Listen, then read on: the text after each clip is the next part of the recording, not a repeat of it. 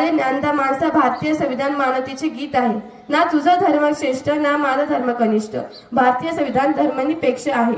ना जगाला त्याला बंदी आहे ना शिकायला त्याला बंदी आहे. ना तू शेट आहे ना मी ग्रेट आहे. भारतीय संविधान समतेची भेट आहे.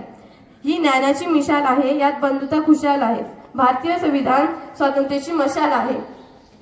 तू एक टोक आहे मी एक टोक आहे. समाजाला जोडण्याचा रस्ता नेक आहे. हे तुझे संविधान आहे हे माझे संविधान आहे. अरे ज्ञानदा माणसा, भारतीय संविधान माणसाचे फक्त माणसाच्या हितासाठी. लोकशाही तयार केली आहे, त्याचा आपल्याला अभिमान आहे. आपले जीवन फाईन आहे, जीवनात शाईन आहे, कारण संविधानामध्ये समानतेचा हक्क आहे. धन्यवाद. अपनाया जाने का प्रतीक है जो कि 2 साल 11 महीने 18 दिन में बनकर तैयार हुआ था. 26 नवंबर 1950 को संविधान लागू हुआ, जिससे भारत के संप्रभु गणराज्य बन गया. डॉक्टर भीमराव अंबेडकर को भारतीय संविधान के जनक के रूप में जाना जाता है, जो कि संविधान सभा के अध्यक्ष थे. धन्यवाद. श्रावणी विद्यार्थी मनोगतात माझी शेवटची मैत्रीण आरती दीपक पवार हिने संविधानाविषयी आपले मनोगत व्यक्त करावे ही विनंती करते. नको राजेशाही नको ठोकशाही, संविधानाने दिली आम्हा महान लोकशाही. आदरणीय मुख्याध्यापक, शिक्षक वर्ग तसेच माझे प्रिय मित्र मैत्रिणी, प्रथम तुम्हा सर्वांना भारतीय संविधान दिनाच्या हार्दिक शुभेच्छा. मित्र हो, आज 26 नोव्हेंबर आपण संविधान दिन साजरा करण्यासाठी इथे जमलो आहोत. हा दिवस प्रत्येक भारतीय नागरिकांसाठी अभिमानाचा आहे. कोणताही देश संविधानाशिवाय चालू शकत नाही. भारताचे संविधान हा देशाचा सर्वोच्च फायदा आहे. संविधानाने नागरिकांना मूलभूत हक्क आणि अधिकार बहाल केले आहेत. ते नागरिकांना त्यांच्या जबाबदारीची आठवण करून देतात. सरकारची भूमिका पंतप्रधान, राष्ट्रपती, राज्यपाल व मुख्यमंत्री यांच्या अधिकारांचे वर्णन संविधान करते. भारताचे संविधान हे जगातील सर्वात मोठे लिखित संविधान आहे. संविधान तयार करण्यासाठी 2 वर्ष 11 महिने 18 दिवस लागले. ते 26 नोव्हेंबर. संविधान दिन आजच्या कार्यक्रमाच्या अध्यक्षा, आपल्या विद्यालयाच्या पर्यवेक्षिका माननीय आडके मॅडम, सर्व शिक्षक शिक्षिका बंधू भगिनी आणि विद्यार्थी मित्रांनो, आज आपण संविधान दिन साजरा करत आहोत. आपल्या समोर संविधान जे आहे ते काय आहे त्याविषयी एक बोर्ड ठेवलेला आहे आणि ते संविधान आपण नेहमीच म्हणत असतो. तर नेमकं संविधान म्हणजे काय, तर आपल्या देशाचा कारभार कशा प्रकारे चालावा. ज्यावेळेस इंग्रजांचं राज्य होतं त्यानंतर आपल्याला स्वातंत्र्य मिळालं आणि स्वातंत्र्य मिळाल्यानंतर आपला कारभार कसा असला पाहिजे, तो ब्रिटिशांच्या मताने चालणारा असला पाहिजे का, याच्यावरती बऱ्याचशा चर्चा झाल्या आणि देशाचा कारभार आपल्या पद्धतीने चालावा, मग तो कसा असला पाहिजे यासाठी स्वातंत्र्य सैनिकांनी बरीचशी चर्चा केली आणि आपल्या देशाचं संविधान असलं पाहिजे यावरती एकमत झालं. हे जे संविधान आहे, हे संविधान म्हणजे काय, तर राज्य कारभाराचे नियम स्पष्ट करणारा असा हा लिखित दस्तऐवज आहे.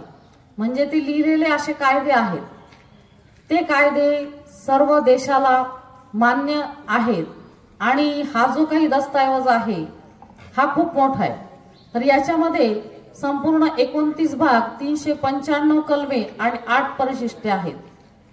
एवढं मोठं संविधान आहे की ते लिहिण्यासाठी 2 वर्ष 11 महिने आणि 17 दिवस लागले. एवढं मोठं लिहिण्यासाठी एक समिती स्थापन केली गेली. त्याच्यामध्ये 299 सदस्य होते. किती सदस्य होते? 299 सदस्य होते आणि मसुदा समितीचे अध्यक्ष डॉक्टर बाबासाहेब आंबेडकर हे होते. तर हा जो काही संविधान आहे, आपण ज्यावेळेस म्हणतो तर संविधानाचा उद्देश काय आहे, तर हा सर्वश्रेष्ठ असा कायदा आहे.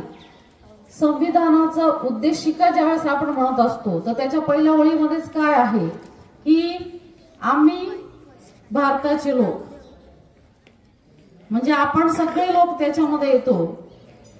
तर ही जी सुरुवात आहे धर्मनिरपेक्ष लोकशाही गणराज्य निर्माण करण्याविषयी त्यांनी पहिल्यांदाच उद्देशिकेमध्ये सांगितले आहे. मग हे सगळं काय आहे? तर आपलं हे जे राज्य आहे ते सार्वभौम राज्य आहे. सार्वभौम राज्य याचा अर्थ काय की जनता आपला प्रतिनिधी निवडून देते. अलीकडेच 20 तारखेला निवडणुका झाला, प्रत्येकाने मत दिलं आणि आपला प्रतिनिधी लोकांच्या मतांमधूनच निवडला जातो. तर याला आपण सार्वभौम असं राज्य म्हणतो. त्यानंतर समाजवादी राज्य. समाजवादी राज्य म्हणजे काय? आपण सगळे गावामध्ये, शहरामध्ये, देशामध्ये एकोप्याने राहतो. यालाच आपण समाजवादी राज्य असं म्हणतो. गरीब श्रीमंत अशी दरी नसते.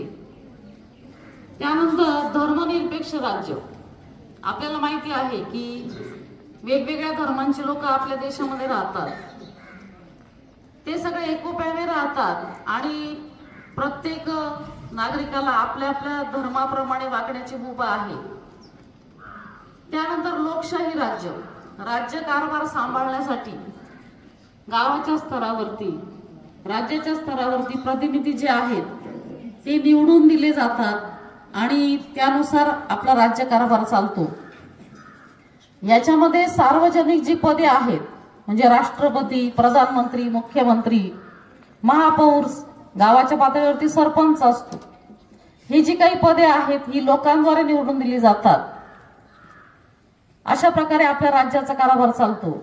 मग उद्देशिकेमध्ये आपल्याला काय सांगितलेलं आहे की स्वातंत्र्य, समता आणि बंधुता ही मूल्ये जी आहेत ही प्रत्यक्षात आपल्याला अंमलात आणण्याची हमी त्या उद्देशिकेमध्ये आहे.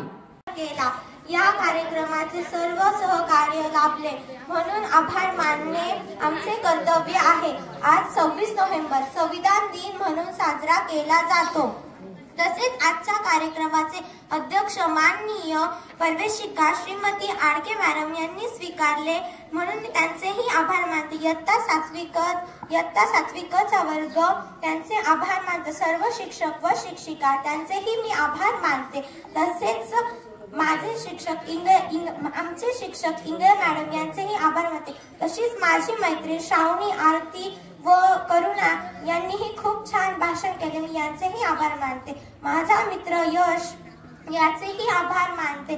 किरण आणि अंश या दोघांचेही मी आभार मानते. आमच्या वर्ग शिक्षिका सौ पवार मॅडम यांनी आम्हाला खूप छान मार्गदर्शन केले, मी यांचेही आभार मानते. केआरटी परिवारातील सर्व विद्यार्थी शांततेत कार्यक्रम ऐकल्यात, मी त्यांचेही आभार मानते. आम्हाला शिपाई काकांनी स्टेज उपलब्ध करून दिला, मी यांचेही आभार मानते. धन्यवाद.